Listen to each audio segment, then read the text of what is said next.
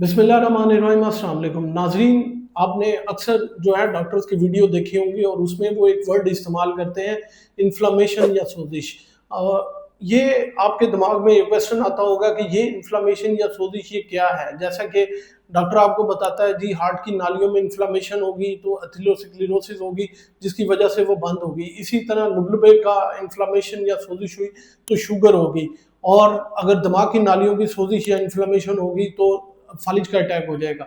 आज की इस वीडियो में मैं बताऊंगा कि ये इन्फ्लेमेशन क्या है और ये किस तरह हमारी बॉडी को नुकसान पहुंचाता है और बीमारियों की जड़ बनता है। सबसे पहले मैं आपको बताता हूँ कि इन्फ्लेमेशन की डेफिनेशन क्या है। इन्फ्लेमेशन का मतलब ये है कि ये बॉडी का जो कुव्वत मुदाफ़ियत का निज़ाम है उसका रिस्पॉन्स है किसी भी मुहर्रक के अगेंस्ट जो कि हमारे जिस्म को नुकसान पहुंचाता है। इसका बुनियादी मकसद जो है वो ये है कि ये नुकसानदेह मुहर्रक को आइडेंटिफाई करना या पहचानना, उसके फैलाव को रोकना और हमारी उसके जो नुकसान हो गए हैं हमारी टिश्यूज़ को उसको रिपेयर करना। तो इन्फ्लेमेशन जो है वो बेसिकली या सोजिश जो है वो हमारे जिस्म का हमारे ही किसी इन्फेक्शन के अगेंस्ट एक रद्द अमल है। नाज़रीन, इसकी पैथोफिजियोलॉजी या बीमारी जो है वो किस तरह होती है। जैसे ही हमारे जिस्म में कोई इन्फेक्शन आता है तो सबसे पहले जो हमारे सोजिश के सेल्स हैं वो उसको पहचानते हैं। वो आपके अंदर दो तरह के सेल्स हैं, एक मैक्रोफेजेस और न्यूट्रोफिल्स। ये जैसे ही कोई मुहर्रक आता है ये उसकी साख्त को पहचानते हैं। ये उसको कैसे पहचानते हैं? ये टूल लाइक रिसेप्टर है जो कि बैक्टीरिया की वाल के साथ उसको पहचानते हैं और उसके अगेंस्ट जो है एक्टिविटी स्टार्ट करते हैं। इसके बाद जो है हमारी जो खून की नालियां हैं वो रिस्पॉन्स देती हैं।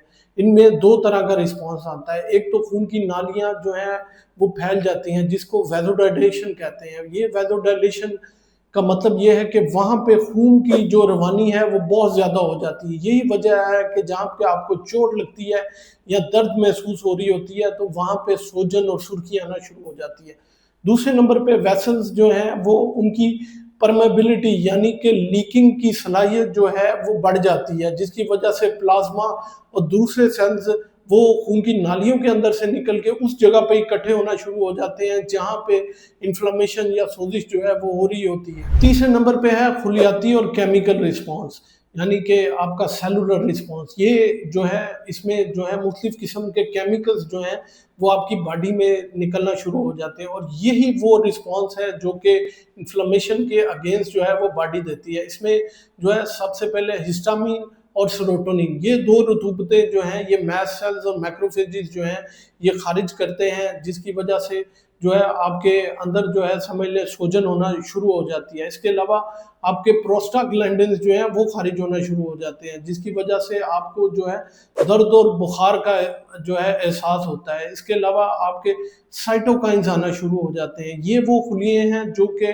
दिफाई खुलियात को बुलाते हैं, जैसे इंटरल्यूकिन 1, 6 और ट्यूमर नेक्रोसिस फैक्टर। ये आपको सोजिश वाला जगह पे ये उनको बनाना शुरू कर देते हैं। चौथे नंबर पे आपके कीमोकाइंस आते हैं। ये भी जो हैं ये भी दूसरे खुलियात को, जो बाकी दिफाई खुलियात हैं उनको उस जगह पे लेके आते हैं जहाँ पे इन्फ्लेमेशन हो रही होती है। अब इसके रिस्पॉन्स में जितने भी आपके वाइट ब्लड सेल हैं वो एक्टिवेट हो जाते हैं, वो सोजिश वाली जगह पे पहुंच जाते हैं और ख़ुसूसन वाइट ब्लड सेल में जितने मैक्रोफेजेस हैं और न्यूट्रोफिल्स हैं ये जो है खून की नालियों से निकल के उस जगह पे पहुंच जाते हैं जहाँ पे सोजिश या इन्फ्लेमेशन हो रही होती है। इसको माइग्रेशन कहते हैं, यानी कि हिजरत करना।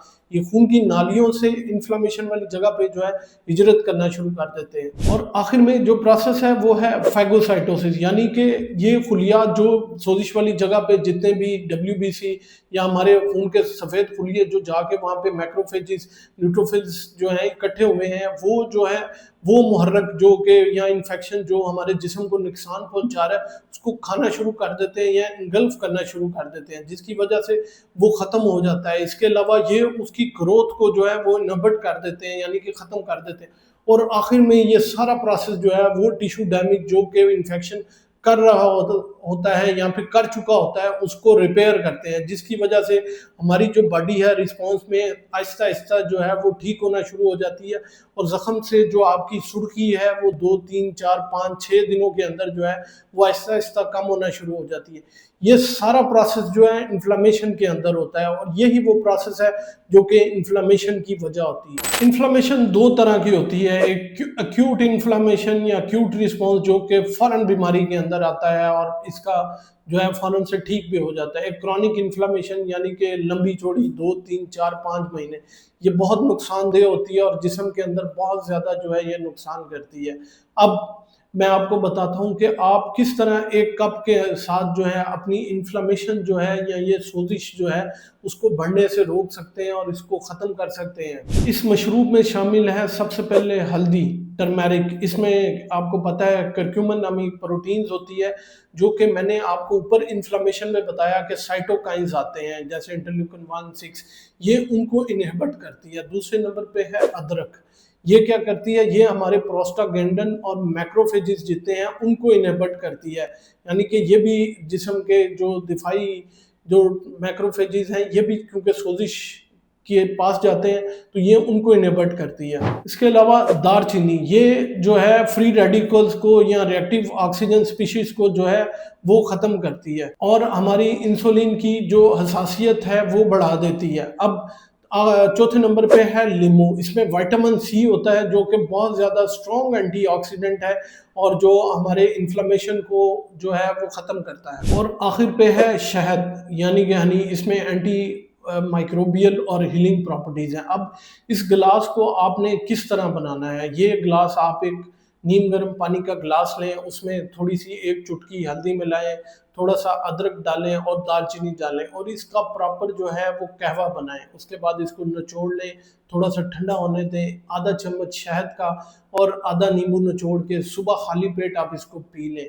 अब ये आपके किस तरह जो है वो सोजिश को ख़त्म करेगा, तो मैंने पहले भी बताया कि जो इसका मुरक्कब है या मिक्सचर है मुख्तलिफ चीज़ों का, हल्दी जो है वो आपके डिफरेंट पाथवेज हैं जो कि इन्फ्लेमेशन या सोजिश करते हैं, जैसे कि वीडियो में मैंने ऊपर बताया था, तो ये उनको इनहिबिट करता है। जो अदरक है वो साइक्लोऑक्सीजिनेस पाथवे जो है उनको इनहिबिट करता है, जिसकी वजह से प्रोस्टाग्लैंडिन और जो ल्यूकोट्राइन्स हैं वो वहाँ पे नहीं पहुँचते। इसी तरह एंटीऑक्सीडेंट प्रॉपर्टीज लीमू की, इसके अलावा शहद की जो है हीलिंग प्रॉपर्टीज, ये सारी जो हैं एक साथ मिलकर जब आप इस्तेमाल करेंगे तो किसी भी जगह अगर इन्फ्लेमेशन या सोजिश हो रही है तो वो उसको ख़त्म कर देगी। अब इसके बहुत सारे साइंसी प्रूफ हैं, आप कभी इस्तेमाल करके देखें तो जिनको जोड़ों की दर्द है वो जो है या नी ऑस्टियो आर्थराइटिस है, वो अगर ये मुरक्कब पिए तो उनकी जोड़ों की दर्द जो है वो बहुत ज़्यादा जो है वो कंट्रोल में आ जाएगी, बहुत ज़्यादा कम हो जाएगी। इसके अलावा अगर आप शहद ना इस्तेमाल करें इसके अंदर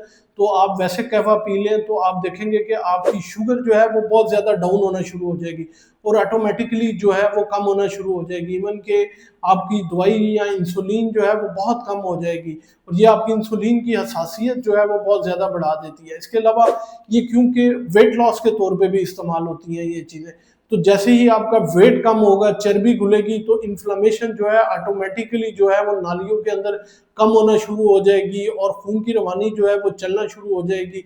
इसके अलावा जो है जब चर्बी कम होगी तो मसल्स के ऊपर इंसुलिन की हसासियत ऑटोमेटिकली बढ़ना शुरू हो जाएगी, तो आपकी शुगर कंट्रोल होगी, तो डिफरेंट जो इन्फ्लेमेशन के मैकेनिज्म है वो ऑटोमेटिकली कंट्रोल होना शुरू हो जाएंगे। नाज़रीन, इसकी कुछ एहतियाती तदाबीर भी हैं, वो ये हैं कि जिनको शुगर है वो शायद ज़रा थोड़ा सा देख के इस्तेमाल करें। ऐसे लोग जो कि खून पतला करने वाली गोलियां इस्तेमाल करते हैं वो अपने डॉक्टर के मशवरे के बगैर बिल्कुल इसको ना इस्तेमाल करें, क्योंकि हल्दी और अदरक जो है वो खून को और ज़्यादा पतला कर देगी।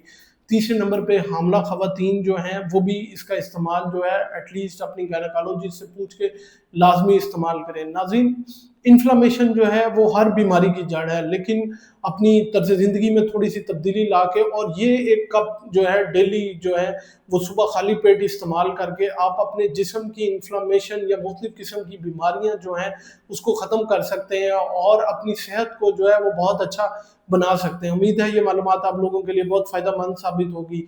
अपना और अपने प्यारों का बहुत सा ख्याल रखिएगा, दुआओं में लाजमी याद रखिएगा। वीडियो पसंद आए तो लाइक शेयर कमेंट लाजमी कीजिएगा।